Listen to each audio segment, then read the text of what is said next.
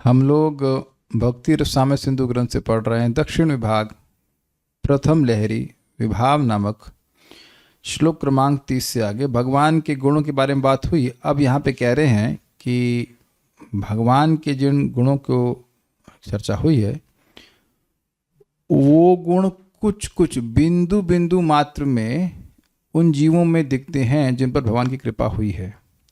भगवान में समुद्र के समान अथाह हैं और जिन जीवों पर जो भक्त हैं भगवान की कृपा होती है उन पर उनमें थोड़े थोड़े दिखाई पड़ते हैं। मेरे पीछे बोलिए, मेरे पीछे बोलिए। जीवेश्वेते वसंतोपि जीवेश्वेते वसन्तोऽपि बिंदु बिंदु तया क्वचित् बिन्दु बिन्दुतया क्वचित् परिपूर्णतया भान्ति परिपूर्णतया भान्ति तत्रैव पुरुषोत्तमे तत्रैव पुरुषोत्तमे।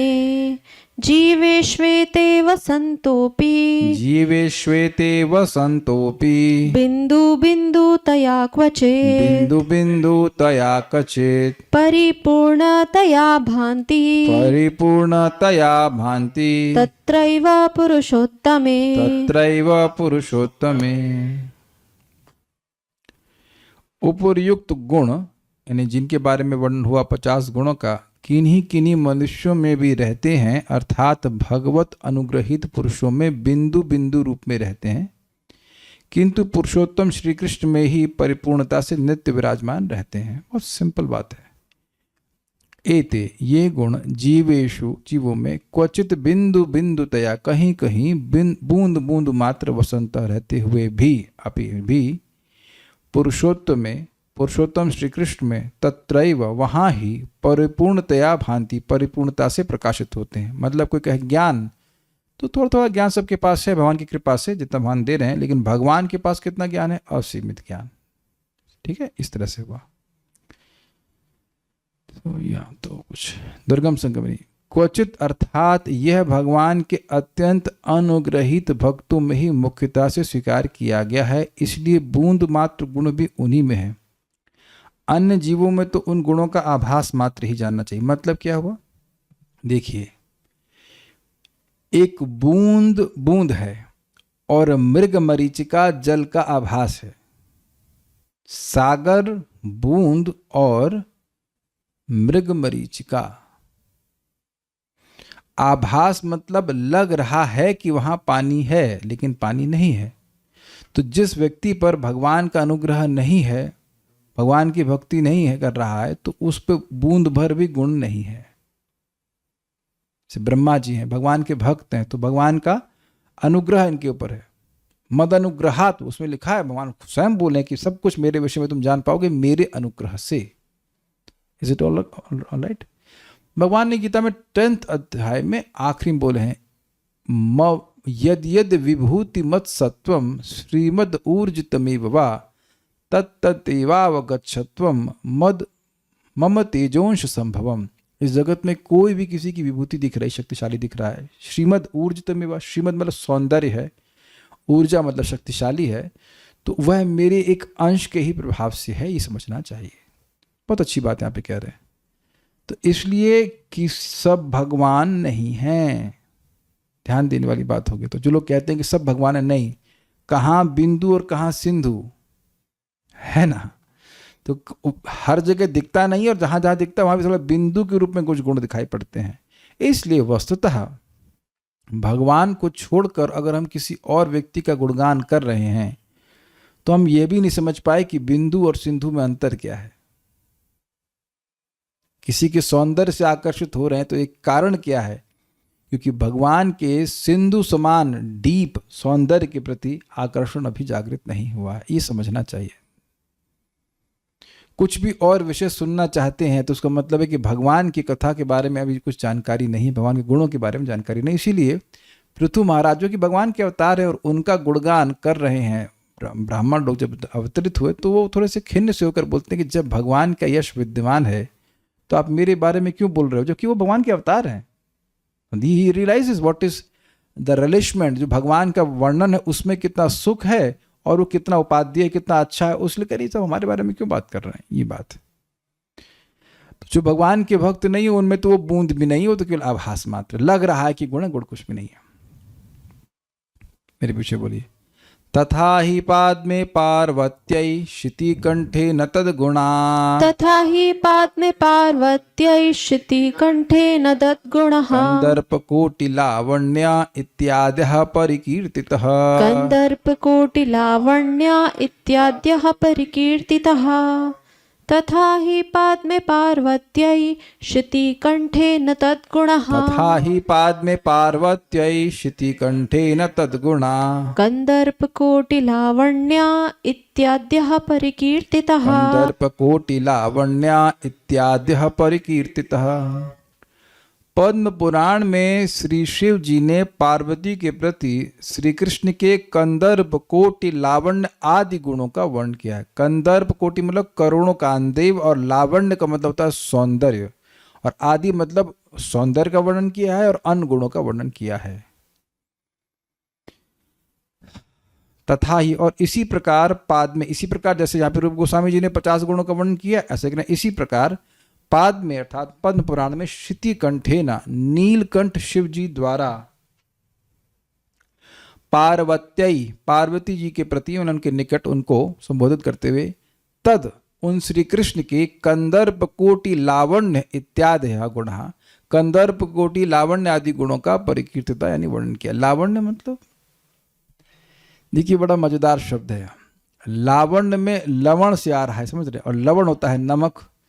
जैसे कि नींबू का छिलका कितना कठोर होता है, लेकिन जब वो नमक में डालते हैं अचार डालने के लिए, नमक तेल पल पड़ता है, तो नमक उस नींबू के छिलके को गला देता है कि नहीं।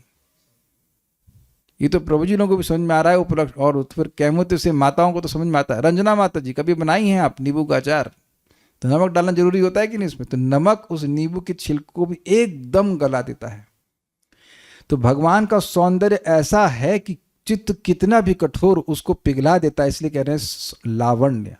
लावण्य क्योंकि ऐसा होता है जब भगवान मोहिनी मूर्ति के रूप में प्रकट हुए थे, मोहिनी मूर्ति भी नहीं, मोहिनी मूर्ति तो आई थी ना जो देवासुर संग्राम हुआ था, हाँ, तो जब मोहिनी मूर्ति के रूप में आए तो अब जितना क्रोध और जितना मतलब एंगर हो सकता है राक्षसों का या असुरों का, वो सब शांत हो गया। सब उनका मन पिघला जा रहा था उनको देख करके और सब सोच रहे थे कि बाप भी सोच रहा है कि मुझसे शादी करेगी और बेटा भी सोच रहा है कि मुझसे शादी करेगी। Like that how their hearts are melting just to see Mohini Murthy. भगवान ही है, भगवान का स्वरूप है, तो भगवान का ऐसा सुंदर स्वरूप है कि सभी का चित्त पिघलने लगता है। तो ये सब अन्य गुणों का वर्णन किया है। अब यहाँ पे कह रहे हैं 32-36 में बात ये हो रही कि पृथ्वी देवी वो थी गाय के रूप में, और धर्मदेव जो हैं वो थे बैल के रूप में जिसकी 3 टांगें काट दी गई हैं। धर्म की 4 टांग क्या हैं? धर्म की 4 टांग हैं तपस्या, दया, सत्य और शौच। तो सत्युग ऑनवर्ड क्या क्या चीज़ें काट दी गई हैं? सत्युग से लेकर त्रेतायुग समाप्त होने तक प्रायः दया खत्म कर दी गई है, शौच खत्म कर दिया गया है और तपस्या खत्म कर दी, केवल सत्य बचा है। तो 3 टांगें बची थी और उस चौथी टांग पर यानी सत्य पर भी एक शूद्र कली पुरुष प्रहार कर रहा था। इसीलिए आप देखते हैं आजकल बहुत झूठ चलता है। कोई झूठ बोले तो आश्चर्य नहीं करते, सत्य बोले तो आश्चर्य करना चाहिए। एनीवेज, तो ये देख रही थी और वो मूत्र आदि भी त्याग रहे थे, और माता पृथ्वी को वह पूछते हैं कि आप दुखी क्यों दिख रही हैं, जो गाय के रूप में है। तो वहाँ वो बोलती हैं भगवान के गुणों का वर्णन करके कि भगवान, वो कई सारी संभावना करते हैं, इसमें से दुखी हैं, इसमें से दुखी हैं, इसमें से दुखी हैं, लेकिन उसके बाद कहती हैं कि नहीं, वो जो उत्तर देती हैं कहती हैं कि भगवान के गुणों का वर्णन करके कहती हैं, उसके बाद आगे कहती हैं कि वो भगवान अब धराधाम से चले गए हैं, इसलिए मैं दुखी हूँ। तो मेरे पीछे बोलिए, ये प्रसंग है, बाकी तो बातें आसान हैं, आप पढ़ चुके हैं इसको। एत एव गुणः प्रायो धर्माय वनमालिनः। एत एव गुणः प्रायो धर्माय वनमालिनः। पृथिव्या प्रथम स्कंदे प्रथयाञ्चक्रीडे स्फुटम्। पृथिव्या प्रथम स्कंदे प्रथयाञ्चक्रीडे स्फुटम्। बोलिए। एत एव गुणः प्रायो एत एव गुणः प्रायो धर्माय वनमालिनः एत एव गुणः प्रायो धर्माय वनमालिनः पृथिव्या प्रथमस्कन्धे प्रथयाञ्चक्रिरे स्फुटम् पृथिव्या प्रथमस्कन्धे प्रथयाञ्चक्रिरे स्फुटम्। श्रीमद् भागवत 1:16-27 से 30 में पृथ्वी ने भी धर्मराज देव के प्रति बनमाली, बनमाली मतलब जो बन के फूलों की माला को पहनते हैं उन्हें बनमाली कहते हैं, श्री कृष्ण के अनेक गुणों का प्रायशः स्पष्ट रूप से वर्णन किया है। प्राय का क्या अर्थ था? प्राय कुछ बोले हैं क्या? नहीं, कुछ नहीं बोले। वनमालिन, वनमाली श्री कृष्ण के प्राय एते एव गुण, ये ही गुण, मतलब देखिए उन्होंने वर्णन किया है, रूप गोस्वामी जी ने किया 50, इन्होंने किए हैं 39 गुणों का वर्णन किए हैं, इसीलिए कह रहे हैं प्राय मतलब जो 39 गुण हैं उसी में अन्य गुण भी आ जाते हैं। देखिए कुछ गुणों को आप अलग अलग रख सकते हैं और उनको क्लब करके ग्रुप में भी रख सकते हैं। तो माता पृथ्वी ने जो गाय के रूप में थी वो 39 गुणों का वर्णन करेंगे भी, श्लोक आप सुनने वाले हो। तो बाकी गुण क्या भगवान में नहीं थे? नहीं, उसी 39 में वो बाकी सारे गुण भी आ जाते हैं। इस तरह से बोलना है। धर्माय मतलब धर्मराज देव के प्रति। अब ये समझना होगा धर्माय का ऐसे अर्थ क्या होगा? धर्म के लिए, धर्म की संस्थापना, लेकिन यहाँ ये अर्थ नहीं है। धर्माय मतलब प्रसंग में समझना चाहिए कि धर्मदेव जो कि बैल के रूप में थे उनको बोली थी। धर्मराज देव के प्रति प्रथम स्कंद श्रीमद् भागवत में पृथ्वी द्वारा जो कि गाय के रूप में थी, स्फुटम स्पष्ट रूप से प्रत्ययांचक्रे कहे गए हैं। ठीक है। दुर्गम संगमनी टीका, धर्माय अर्थात धर्म रूप देव को प्रबोधित करने के लिए यह अर्थ है। यथा प्रथमे श्रीमद् भागवत 1:16-27 से 30 में पृथ्वी की अधिष्ठात्री देवी ने धर्म के प्रति श्री कृष्ण के उन गुणों का वर्णन किया है। तो अब यहाँ पे बोलते जा रहे हैं, मेरे पीछे बोलिए। मतलब बेसिकली गुणों का ही वर्णन है, कुछ व्याख्या नहीं करनी है, हम लोग डिस्कस कर चुके हैं। सत्यम शौचम दया क्षांति त्यागः संतोष आर्जवम। सत्यम शौचम दया क्षांतिः त्यागः संतोष आर्जवम। शमोदमस्तपः साम्यम तितिक्षोपरतिः श्रुतम। शमोदमस्तपः साम्यम तितिक्षोपरतिः श्रुतम। स्पष्ट है। सत्य, शौच, दया, क्षांति मीन्स टॉलरेंस, त्याग, संतोष, आर्जव यानी सरलता, शम दम तपः, तपः मतलब शत्रुत्वादि एवं लीलानुरूप स्वधर्म, मतलब भगवान अपने स्वधर्म का पालन करते हैं। साम्य शत्रु मित्र आदि रूप भेद बुद्धि का भाव। तितिक्षा उपरति यानी लाभ प्राप्ति में उदासीनता, लाभ हुआ तो खुश हो गए, ऐसा नहीं होता उनमें। श्रुत मतलब शास्त्र विचार, ये सब हम लोग सुन चुके हैं, शास्त्र की दृष्टि, शास्त्र चक्षु इत्यादि सुन चुके हैं। ज्ञानम विरक्तिरैश्वर्यम शौर्यम तेजो बलम स्मृतिः। ज्ञानम विरक्तिरैश्वर्यम शौर्यम तेजो बलम स्मृतिः। स्वातंत्र्यम कौशलम कांति धैर्यम मार्दवमेव च। स्वातंत्र्यम कौशलम कांति धैर्यम आर्दवमेव धैर्यम मार्दवमेव च। अब देखिए ज्ञान में आ गया ना, बुद्धिमत्ता, कृतज्ञता, देश पात्रज्ञता, देश काल पात्र को जानना, सर्वज्ञता एवं आत्मता, आत्मज्ञान भी, यह 5 प्रकार का ज्ञान। तो अब ये आ गया ना सब, इसमें हम लोग अलग अलग पढ़े थे, सब इसमें आ गया। विरक्ति यानी असद विषय वितृष्णा, जो भोग हैं उसमें कोई भोग की प्रति इच्छा नहीं रखना। ऐश्वर्य मतलब नियंत्रित्व अर्थात ईश्वर की भावना, ये भी सुना था आपने। शूरता सुना था, तेज सुना था। बल, स्मृति मतलब कर्तव्यार्थ का अनुसंधान, ये इंटरेस्टिंग है। स्मृति भ्रंशात बुद्धिनाशो बुद्धिनाशात प्रणश्यति, जब जीव भोग का ध्यान करता है तो उसकी स्मृति डिस्टर्ब हो जाती है, वो भूल जाता है कि वह तो देह नहीं है, वह तो आत्मा है। तो स्मृति का बड़ा सुंदर अर्थ लिया गया है, कर्तव्यार्थ का अनुसंधान, मुझे क्या कर्तव्य करना है उसका अनुसंधान का मतलब अवेयरनेस रहना कि मुझे करना क्या चाहिए, ये बात है स्मृति। स्वातंत्र स्पष्ट है। कौशल मतलब क्रिया नैपुण्य एवं एक समय अनेक कार्य समाधान करने की निपुणता तथा कला विलास विज्ञता रूप वैदग्धि, ये 3 प्रकार का कौशल है। अगर आपको याद हो तो उसमें आया था ये बात विदग्धता में कि 64 प्रकार के कलाओं में भगवान निपुण है। तो कौशल, क्रिया निपुणता, चतुरता, वो सब एक साथ इसमें आ गया। ठीक है, ओके। 24 कांति, कांति मतलब था सौंदर्य। हस्तादि अंगों की कमनीयता अर्थात जिसकी कामना की जाए, सुंदर। वर्ण, रस अर्थात अधर चरण स्पृष्टगत रस। भगवान जो अपने होठों से जिसको छूते हैं वो रस, अपने चरणों के द्वारा जो रस प्रदान करते हैं, सुख प्रदान करते हैं, वो सब रस। गंध स्पर्शता शब्द की कमनीयता मतलब भगवान का रूप रस गंध सब कुछ कमनीय है, इसकी स्प्रिया की जानी चाहिए, वैसे हैं। तथा नारीगण मनोहारिता, यह क्या था? यह 4 प्रकार की कमनीयता। तो कांति से ही 4 प्रकार की कमनीयता आ गई इसमें। Is it all okay? ये देखिए, अभी हम जल्दी इसलिए जा रहे हैं कि सब डिटेल में आगे पढ़ाया जाएगा, इसलिए परेशान मत होइए। धैर्य मतलब अव्याकुलता, परेशान नहीं होना। मार्दव यानी मृदुता, यानी प्रेम आर्द्र चित्तता, यानी कि प्रेम के द्वारा जो चित्त पिघल गया है उसे मार्दव कहेंगे। प्रागल्भ्यम प्रश्रयः शीलम सह ओजो बलम भगः। प्रागल्भ्यं प्रशयः शीलं सह ओजो बलं भगः। गांभीर्यं स्थैर्यम् आस्तिक्यं कीर्तिर्मानो नहंकृतिः। गांभीर्यं स्थैर्यम् आस्तिक्यं कीर्तिर्मानो नहंकृतिः। प्रागल्भ का मतलब होता है प्रतिभा, अतिशयता, टैलेंट की हाईएस्ट लिमिट। प्रश्रय मतलब विनय, लज्जाशीलता। अन्य प्रति दान, दातृत्व तथा प्रिय वदन तत्व, मतलब दूसरों के प्रति दान देने की भावना और प्रिय वदन बोलना, मीठे वचन बोलना। तो अब आप ये देख रहे हैं कि 3 गुण उसमें आ गए प्रश्रय में। एक ही शब्द के कई अर्थ हो सकते हैं, इसलिए यहाँ पे इस प्रकार से किया गया है। शील मतलब सुंदर स्वभाव। सह मतलब संकल्प यानी कि डिटर्मिनेशन।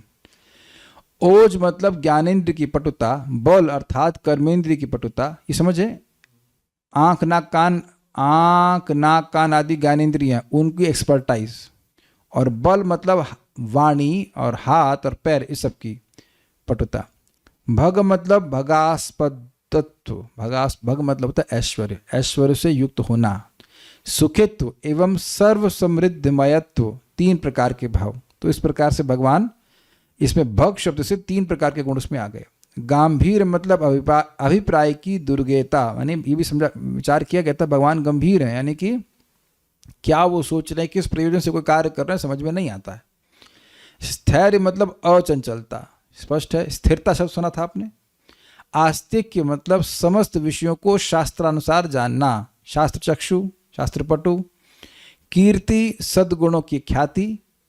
मान यानी पूजत्व यानी कि सम्माननीय होना, तथा अनहंकृति पूज्य होकर भी गर्वराहित्य होना। पूज्य है, भगवान का सम्मान होता है, भगवान का सम्मान किया भी जाता है, लेकिन भगवान को अहंकार नहीं आता, ये उनका सद्गुण है। अब मेरे पीछे बोलिए। एते चान्ये च भगवन् नित्या यत्र महागुणा। एते चान्ये च भगवन् नित्या यत्र महागुणाः। प्रार्थ्या महत्त्वमिच्छद्भिर्न वियन्ति स्म कर्हे चेत्। प्रार्थ्या महत्त्वमिच्छद्भिर्न वियन्ति स्म कर्हे चेत्। प्रार्थ्या महत्त्वमिच्छद्भिर्न वियन्ति स्म कर्हे चेत्।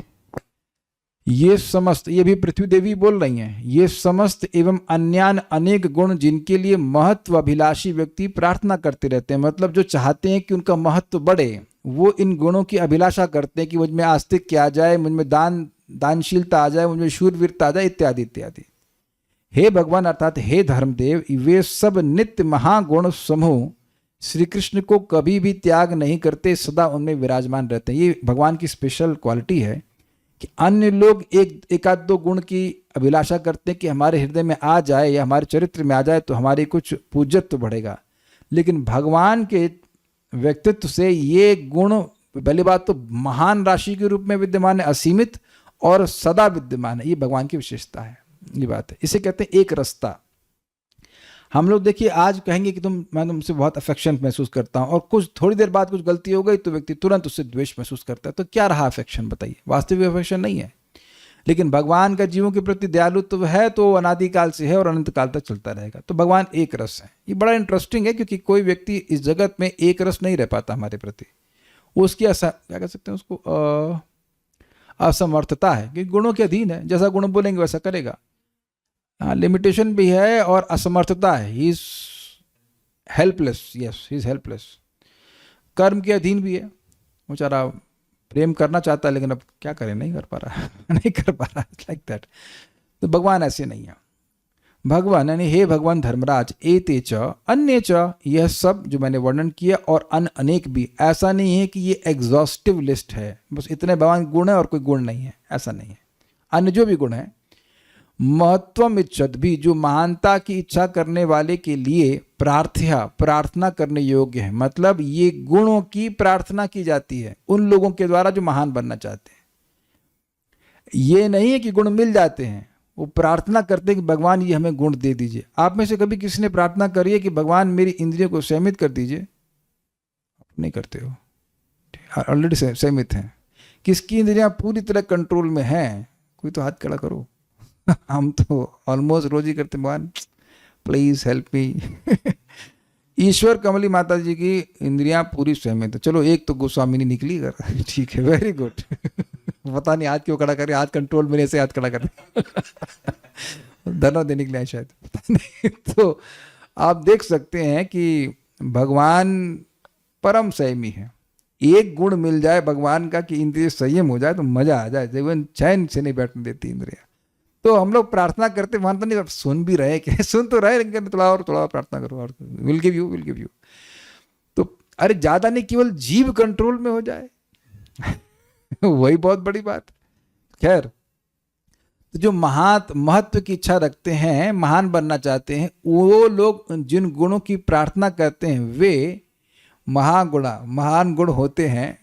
वे प्रार्थना करने योग्य महान गुण होते हैं वे, समझ रहे हैं? जो प्रार्थना करने योग्य महान गुण होते हैं वे महान गुण, यत्र जहां, अर्थात जिन भगवान श्री कृष्ण में नित्य ही विद्यमान रहते हैं और करहिचित न वियंति स्म, किसी समय कभी क्षीण नहीं होते हैं। तो आप जान रहे हैं कि सेंटेंस पूरा नहीं है।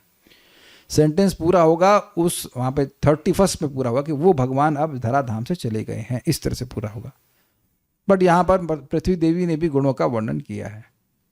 नोट, श्लोक 2.1.26 से 2.1.29 तक जिन 50 गुणों का वर्णन श्रील रूप गोस्वामी पाद ने किया, उसकी संपुष्टि के लिए, उसको पुष्ट करने के लिए, उसको सपोर्ट करने के लिए उपयुक्त 4 श्लोक श्रीमद् भागवतम के उद्धृत किए गए हैं कि भाई ये सब गुण भगवान में वहां पे हैं।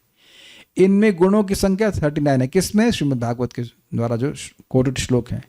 किंतु बाकी के 11 गुण इनमें ही अंतर्भुक्त हैं, अर्थात इन्हीं के में इंक्लूडेड हैं, जैसा कि आपको दिखा दिया गया था। श्री प्रीति संदर्भ में इनका विस्तार पूर्वक निरूपण किया गया है। ये जी इसको बताया गया है यहाँ पे नोट में। अब इसको आगे हम देखेंगे, आगे इन गुणों के वर्णन और किया जाएगा। कह रहे हैं माता जी, पहली वाली बात के लिए हैंड रेस किया था कि आप, ठीक है मुझे पता था, वो तो मैं मजाक कर रहा था कि गोस्वामी बनने की प्रार्थना करते हैं। I understand that. So will stop here, will leave you on this. हम आगे चर्चा करेंगे। मैं इसके आगे टॉपिक थोड़ा सा और विस्तार हो जाएगा, इसलिए मैं रुक गया, इतना ही पढ़ा दिया। समझ में आ गया ना बात? ये रूप गोस्वामी जी शास्त्र का प्रमाण दे रहे हैं कि जो गुण भगवान के बताएं वो शास्त्र से है, भागवतम से। So will stop now. शिष्य भक्ति स्वामी सिंधु की जय, श्रील प्रभुपाद की जय, श्रील रूप गोस्वामी प्रभुपाद की जय, निताई गौर प्रेमानंदे।